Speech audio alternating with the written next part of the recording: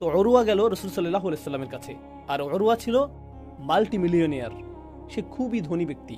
অতীতে এক সময় তার কিছু ঋণের প্রয়োজন হয়েছিল, তখন সে আবু বকর রাদিয়াল্লাহু তাআলা আনহুর কাছ থেকে অর্থ ঋণ নিয়েছিল, যেটা ধারণা দিচ্ছে যে আবু বকর রাদিয়াল্লাহু তাআলা আনহুর কি পরিমাণ অর্থ ছিল।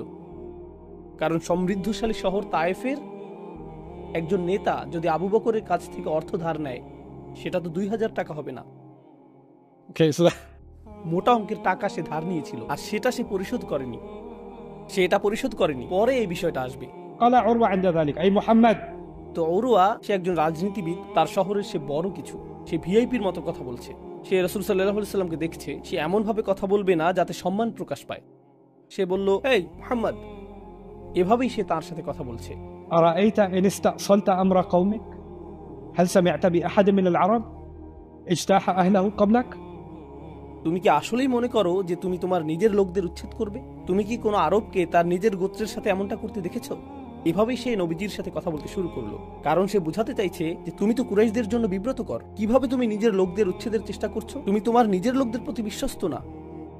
এটা বলার অন্যতম একটি কারণ হলো, কারণ সে রাসূল সাল্লাল্লাহু আলাইহি সাল্লামের চারপাশে